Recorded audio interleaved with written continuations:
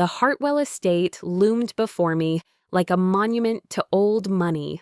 All ivy-covered stone and manicured lawns that probably cost more to maintain than most people's annual salaries. I smoothed my discount department store dress and checked my reflection in my Honda's side mirror one last time. 6 months since David and I broke up, and this was supposed to be our chance to make peace. Mrs. Hartwell had called personally. "Maya, dear, we'd like you to join us for dinner. It's time we all moved forward like adults." Her voice had carried that particular brand of condescension I'd grown accustomed to during my 2 years with David, but I'd chosen to hear reconciliation instead. The butler, they actually had a butler, led me through marble hallways lined with portraits of stern-faced ancestors. The dining room could have seated 30, but tonight only the core family was present. David's parents, Richard and Patricia Hartwell, his sister Caroline, and his brother Marcus with his wife. David was notably absent. "Maya!" Patricia rose with arms extended, her smile sharp as cut crystal. "You look exactly the same." I should have caught the tone. Should have noticed the laptop connected to the projector, the stack of papers at Richard's place setting, the way Caroline smirked into her wine glass. Instead, I smiled back and took the seat they indicated, at the foot of the table, naturally. "Before we begin," Richard said, clearing his throat with theatrical authority, "we thought it might be helpful to review some things. Caroline?" The lights dimmed. A PowerPoint slide appeared on the wall behind me. Maya Chen, a comprehensive review. My blood turned to ice. "Slide 1, Caroline announced cheerfully, clicking to a photograph of my childhood home, a cramped duplex in the wrong part of town. Subject's background: father, custodial worker at Riverside Elementary. Mother, seamstress at local dry cleaner. Combined household income during subject's formative years, approximately $31,000 annually." The room fell silent except for the gentle whir of the projector. I gripped my chair's armrests, knuckles white. Slide 2, educational financing. Another click. Screenshots of my student loan documents. How had they gotten these? Subject accumulated $127,000 in debt-pursuing computer science degree. Currently making minimum payments while living in a studio apartment in Oakland. "This is..." I started to stand. "Please, sit." Richard's voice carried the authority of someone accustomed to obedience. "We're not finished." Marcus leaned forward. "Slide 3, social compatibility assessment." Photos flashed by. Me at family events, always slightly apart, always underdressed. Me eating with the wrong fork at their country club. Me laughing too loudly at Patricia's charity luncheon. Each image was a small humiliation, preserved and cataloged like evidence in a trial. "The data suggests," Patricia said, her voice clinically detached, "that despite our efforts to include you, the fundamental incompatibility remained insurmountable." "We tried," Caroline added with mock sympathy. "Remember when Mother bought you that Nordstrom dress? You returned it for store credit." "I couldn't afford the dry cleaning," I whispered. "Exactly our point." Richard stood, commanding the room like a boardroom presentation. "David is entering politics. His wife will be scrutinized, photographed, judged. Can you imagine the headlines? Senator's wife's father was a janitor." The slides continued. My parents' modest wedding photo. Screenshots of my social media showing discount shopping hauls I'd proudly shared. Even my childhood report cards, somehow obtained, highlighting my free lunch program participation. "We want you to understand," Patricia said gently, as if explaining something to a child, "that we orchestrated this separation. David didn't fall out of love. We helped him see reason. A man of his caliber, his potential, his breeding, well, You were never really suitable, were you? The final slide appeared. A photograph from last month's Society pages. David in a tuxedo, arm around a stunning blonde. Meet Congressman Bradley's daughter, Vivian. Stanford MBA, debutante, family worth $40 million. They're engaged. I couldn't breathe.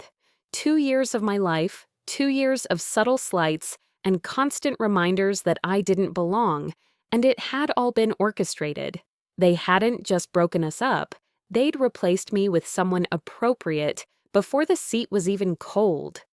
Richard reached into his jacket and withdrew an envelope. We're prepared to offer you $50,000 to sign this non-disclosure agreement. It's generous compensation for someone in your circumstances. Compensation for what? For disappearing, Caroline said simply. Completely. New city, new life. And of course, never mentioning your relationship with David to anyone. Patricia's smile was razor thin.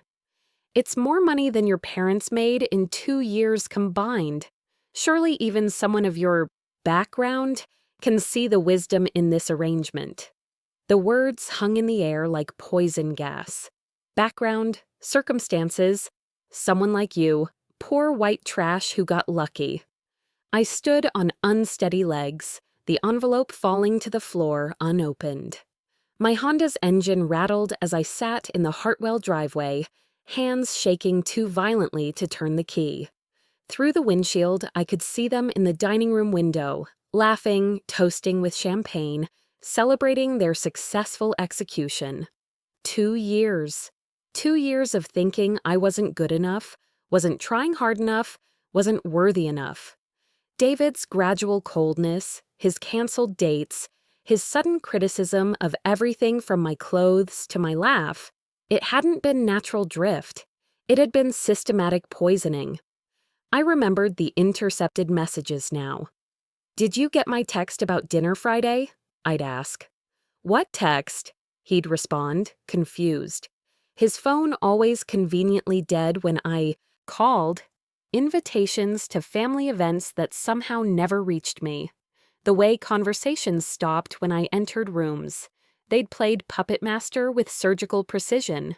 The engagement announcement flashed in my memory. I'd seen it 3 weeks ago in the Chronicle's Society section, Hartwell Bradley engagement announced. David looked radiant beside Vivian, the congressman's perfect daughter. The caption mentioned their whirlwind romance, 3 months from meeting to engagement. They hadn't just destroyed my relationship, they'd had my replacement ready before they'd even finished destroying me. My phone buzzed. A text from my mother. Honey, how did dinner go? Hope you're feeling better about everything. I'd told her it was a reconciliation dinner. Had been so hopeful, so pathetically grateful that they'd finally accepted me. The woman who'd worked double shifts at the dry cleaner to pay for my school supplies, who taught me that dignity wasn't about money but character. What would she say if she knew what they'd called us tonight? Poor white trash who got lucky. The irony wasn't lost on me. They'd spent an hour detailing every aspect of my poverty, every marker of my unworthiness, every reason I'd never belong in their world. They'd dissected my financial aid, my parents' jobs, my discount wardrobe like pathologists examining specimens. If they only knew, the startup I'd built in my Oakland studio apartment had been acquired by Google 18 months ago for $847 million. My minimum wage salary was a choice, not a necessity. The Honda, the studio apartment, the Target dresses, all carefully maintained facades while I'd quietly become one of the youngest tech millionaires in Silicon Valley. I'd kept it private, partly from humility, partly from fear of changing how people saw me. With David, I'd wanted to be loved for who I was, not what I was worth. How spectacularly that had backfired. Starting the engine, I pulled away from their glowing windows and perfect lives. But as I drove through their wrought iron gates for what I'd thought would be the last time, something crystallized in my chest, Cold, sharp, and absolutely certain. They wanted to see what poor looked like. I'd show them exactly what poor looked like when you crossed someone who wasn't. 3 days later, I sat in my real office, not the Oakland studio apartment I'd shown David, but the 32nd floor of the Salesforce Tower. Floor-to-ceiling windows offered a commanding view of the bay, while my assistant managed a steady stream of calls. The contrast between this reality and their perception of me would have been laughable if it weren't so perfectly useful. I spread the Hartwell family research across my mahogany desk like a military strategist planning an invasion. Public records, business filings, social media profiles, credit reports, everything money and connections could buy. The picture that emerged was deliciously vulnerable. Richard Hartwell's commercial real estate empire looked impressive on paper, but the leverage ratios told a different story. 70% debt to equity, most of it tied to variable rate loans. The family's lifestyle expenses exceeded their actual liquid income by nearly 40% annually. They were rich in assets, poor in cash flow, a house of cards waiting for the right wind. Their businesses were equally precarious. Hartwell Development had 3 major projects in various stages: a luxury shopping complex in Marin, high-end condos in Napa, and a boutique hotel in Carmel. Each project depended on specific contractors, permits, and financing arrangements that could be influenced. I picked up my phone. Jennifer, schedule a meeting with Marcus Chen at Pinnacle Construction. No relation, different Chen. Also, I need you to research every major contractor working on Hartwell projects. I'm particularly interested in their other contract opportunities. The beauty of wealth wasn't just what you could buy. It was the network you could access. Every industry had pressure points, and I'd spent 3 years since the acquisition building relationships with people who controlled those points. Phase 1 began immediately. Through carefully structured shell companies, I started acquiring Hartwell's competitors. Not the obvious ones, that would raise flags. Instead, I targeted the second-tier players, the hungry firms willing to underbid established contractors for the right backing. My first target was Morrison and Associates, the architectural firm competing for the Marine shopping complex's second phase. A week after my anonymous investment, they submitted a revised proposal 15% below Hartwell's bid, complete with superior renderings and a faster timeline. Phase 2 involved social engineering. The Hartwells moved in specific circles: the Pacific Heights social scene, Napa Valley wine collectors, the San Francisco Museum Board. I'd avoided these circles during my relationship with David, claiming discomfort with fancy parties. Now I needed access. I want to join the museum board, I told my publicist, Sarah Martinez. Full commitment, galas, fundraising, the works. Sarah raised an eyebrow. You've been adamant about maintaining privacy. This level of social visibility means profiles, interviews, society page coverage. I'm ready for that now, but I want a complete image overhaul first. New stylist, new photographer, new everything. Money is no object. What's driving this change? I smiled thinly. Let's call it personal growth. Within 2 weeks, I had appointments with San Francisco's most exclusive image consultants.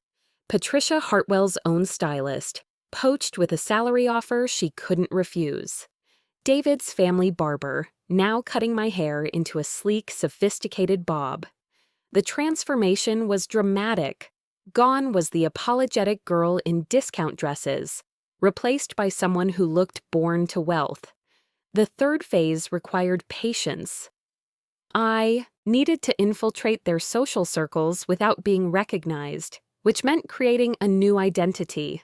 Not false, that would be illegal, but strategically obscured. My legal team filed paperwork to operate under my middle name professionally. Maya Chen became M. Elena Chen in business contexts. A few strategic donations to the right causes, membership in the right clubs, and introduction through the right people, and Elena Chen, the mysterious tech heiress who'd been living quietly in Europe for several years, began appearing at select San Francisco events. The fourth phase was the most delicate, direct contact.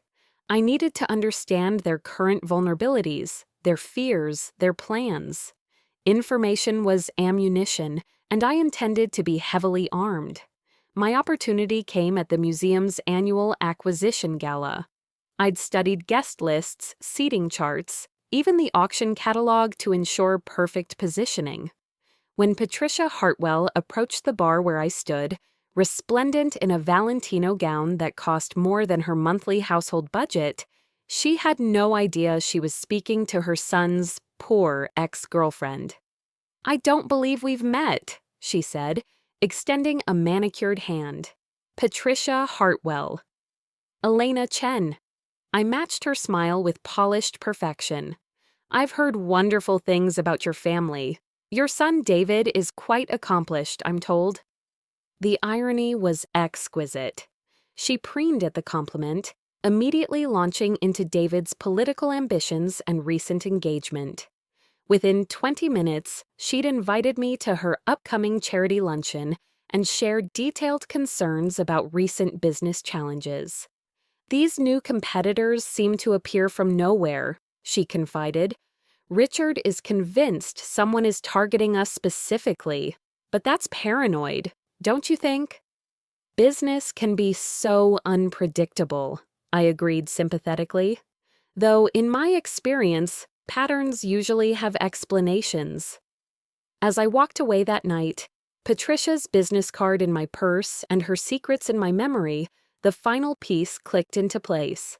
They'd called me poor, dismissed me as unworthy, orchestrated my humiliation with clinical precision.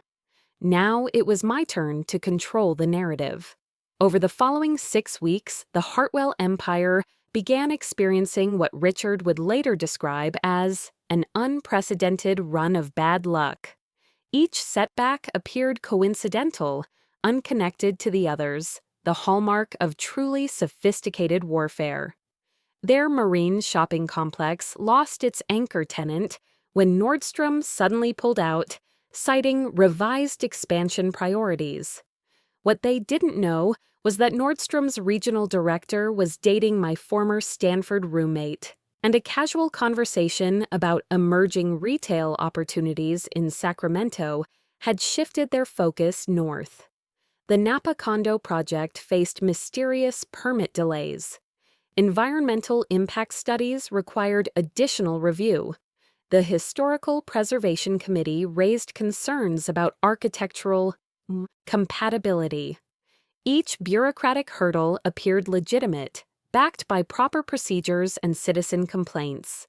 Complaints filed by shell organizations I'd established with impeccable paper trails. Meanwhile, Hartwell Development's contractors began receiving lucrative offers from my shadow companies. Their best project manager accepted a position with Morrison and Associates at triple his salary. Their exclusive tile supplier signed an exclusivity deal with a competing firm. Within a month, the Hartwells were scrambling to replace key personnel and materials at premium costs. "It's almost supernatural," Caroline complained to her mother at their country club, unaware that Elena Chen sat 3 tables away, ostensibly reading Architectural Digest. "Every project is hemorrhaging money." Patricia looked older than she had at the museum gala, stress lines deepening around her eyes. "Your father thinks it's corporate espionage. He's hired investigators." I suppressed a smile. Richard's investigators would find nothing because there was nothing illegal to find. Just business, conducted with surgical precision and unlimited resources. But the real masterpiece was social. As Elena Chen, I'd become a sought-after addition to their circle. My mysterious European sojourn, combined with carefully dropped hints about tech investments and art acquisitions, had created an aura of sophisticated wealth that intrigued their crowd. The Hartwell family welcomed me with the same enthusiasm they'd once reserved for disparaging my background. Patricia invited me to her book club. Caroline asked for fashion advice. Marcus's wife sought my opinion on vacation properties. I became their confidant even as I orchestrated their downfall. "Elena, you must meet my son David," Patricia gushed at her charity luncheon. "He's absolutely brilliant. Harvard Law, entering politics, just got engaged to a lovely girl from a wonderful family." "I'd be delighted," I replied, knowing David would be in attendance at next week's wine auction. The encounter was everything I'd hoped for. David, resplendent in his politician's uniform of navy suit and American flag pin, approached me during the Bordeaux preview. Time had been kind to him, still the same chiseled features and confident smile that had once made my heart race. Now I felt only cold satisfaction. "Elena, isn't it? Mother's told me wonderful things." His practiced politician's charm was on full display. "I don't believe we've been properly introduced. David Hartwell." "Pleasure to meet you, David. Your reputation precedes you." I let him take my hand, noting how his gaze lingered appreciatively. "Though I feel we might have mutual acquaintances, I spend considerable time in tech circles." For 2 hours, David flirted shamelessly, apparently forgetting he was engaged. I recorded our entire conversation on my phone, insurance for later use. "It's refreshing to meet someone with actual substance," he confided over champagne. "So many women in this circle are just ornamental. My ex-girlfriend, for instance, sweet girl, but completely out of her depth. Honestly, I can't imagine what I was thinking. Thank God my family helped me see reason before I made a terrible mistake." "How fortunate," I murmured, "to have such wise counsel." "Exactly. Marriage isn't just about love. It's about partnership, compatibility, building something meaningful together. My fiancé understands that. She's got the breeding, the connections, the sophistication for the life we're building."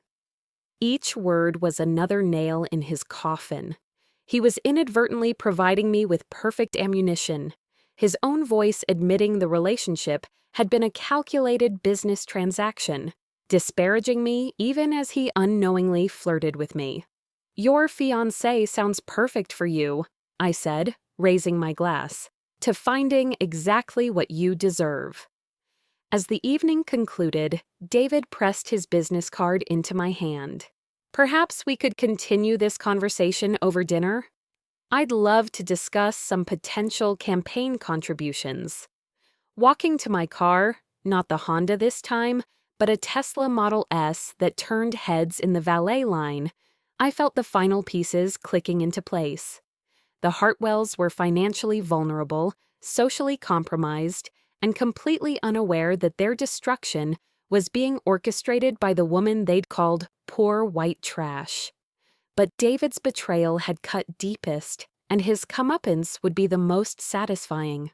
Soon, very soon, it would be time for the final act.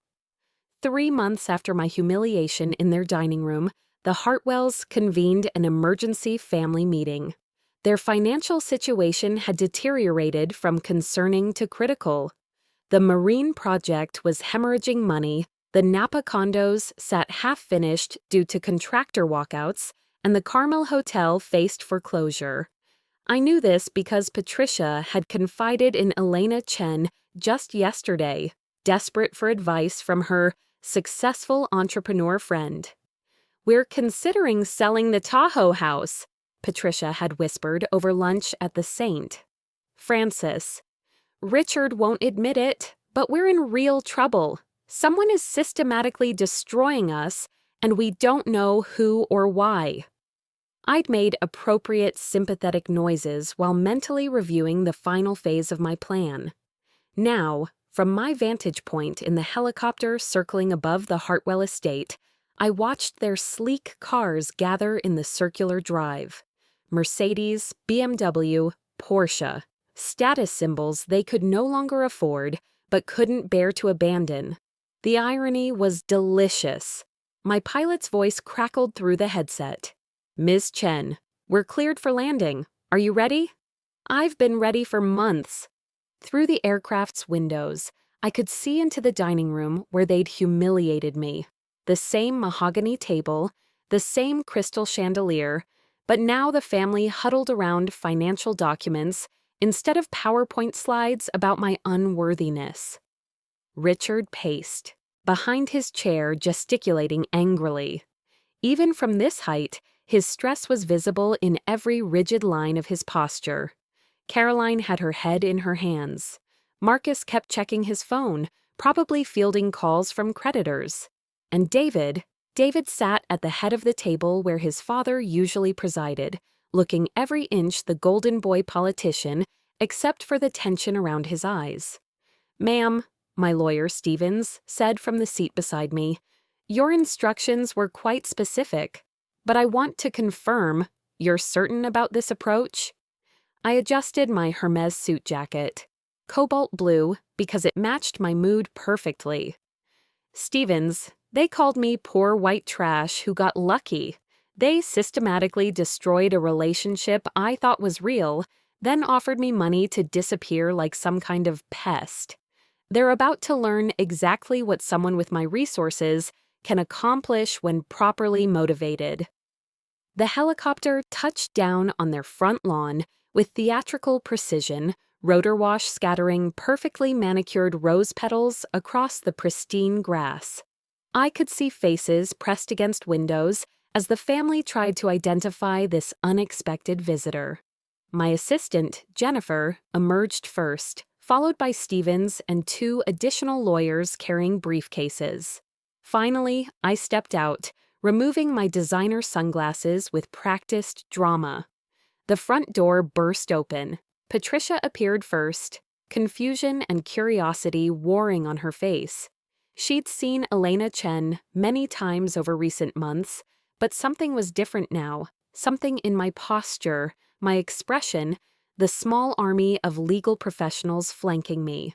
"Elena, what are you—" She stopped mid-sentence as recognition dawned. The hair was different. The clothes were couture instead of discount, but the bone structure was unmistakable. Richard appeared behind her, then Caroline, then Marcus with his wife.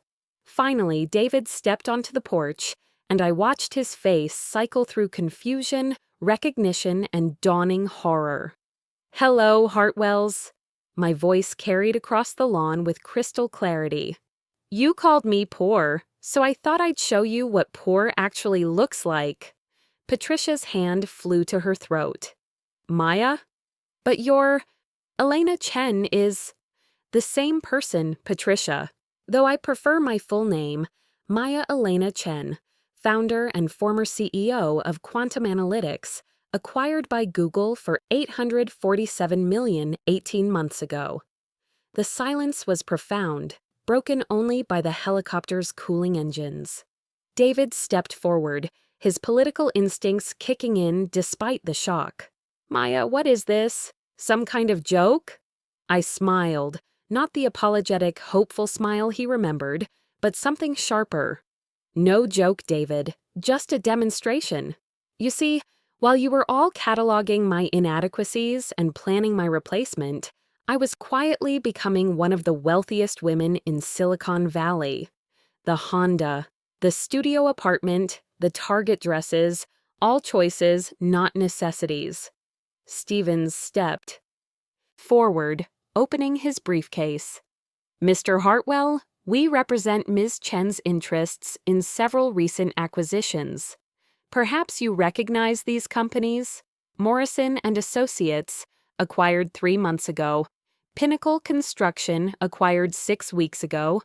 Bay Area Environmental Solutions, acquired last month."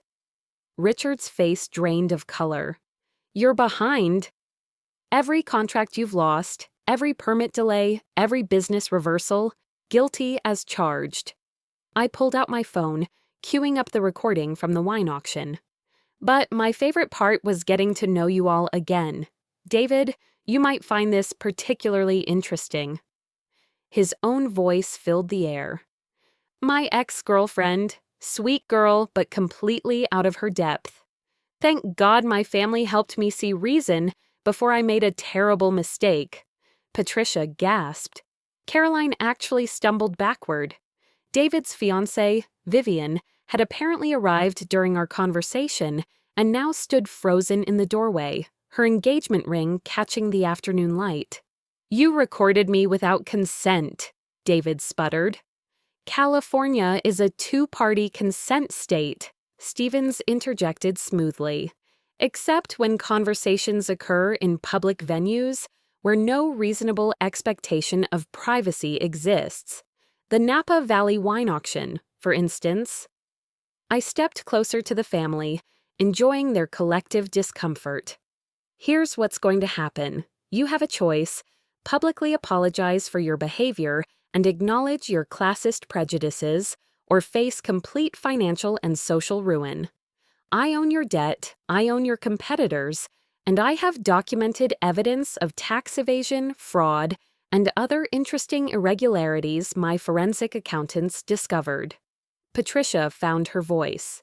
Maya, please. You had your chance for civility. You chose humiliation instead. I gestured toward the helicopter. This is what poor looks like when you systematically underestimate someone.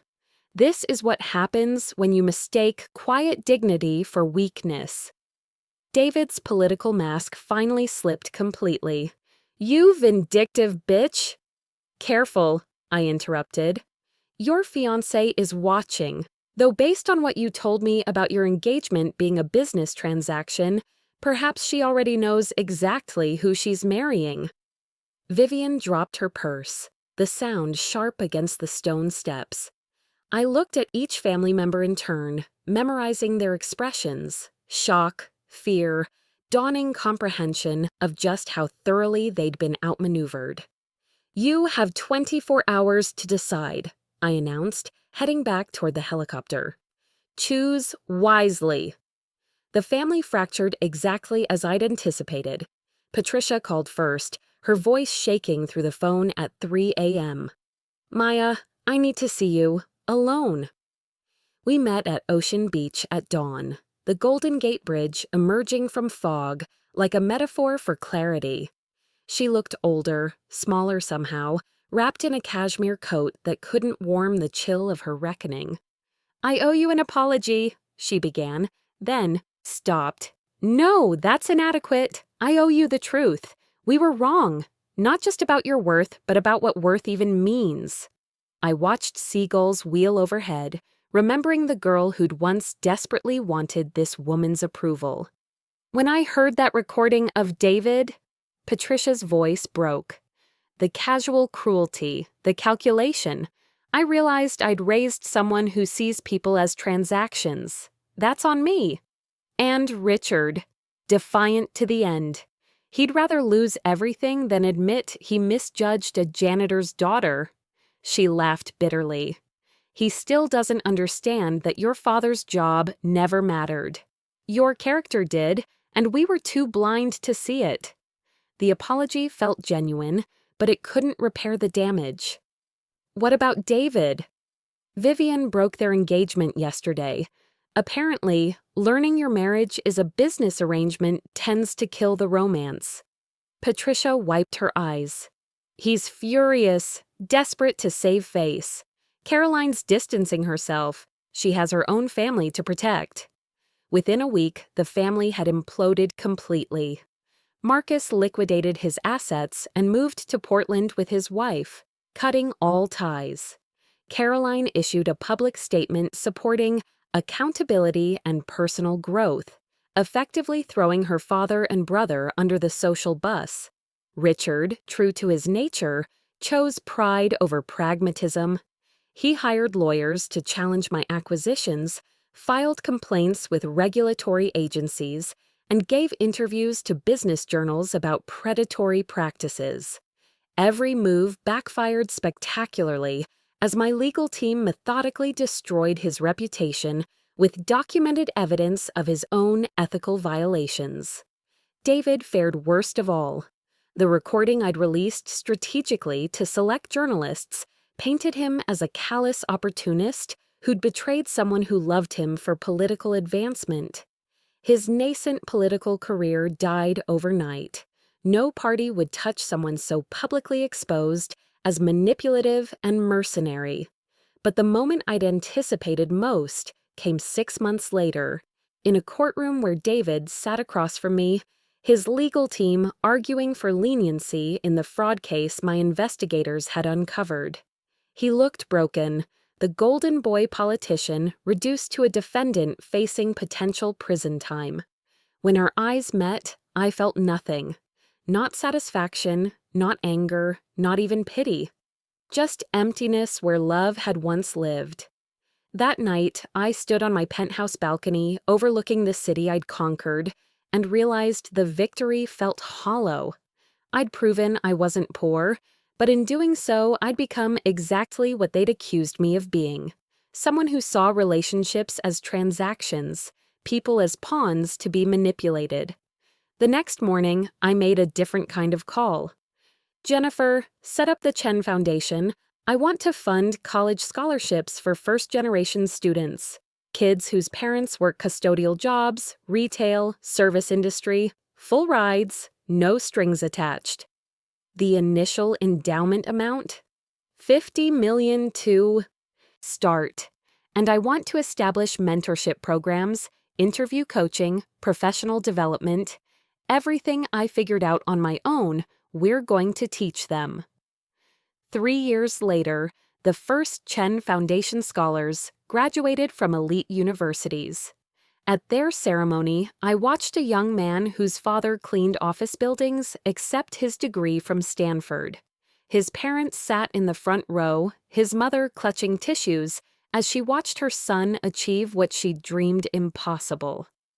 My helicopter waited on the university's landing pad, not for dramatic entrances anymore, but for efficient travel between foundation sites.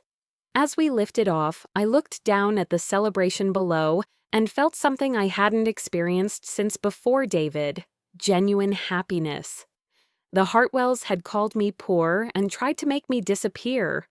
Instead, they'd helped me discover that true wealth wasn't about proving others wrong. It was about lifting others up. Sometimes the best revenge is becoming someone so far beyond your enemy's comprehension that their opinions become irrelevant. I'd learned to fly,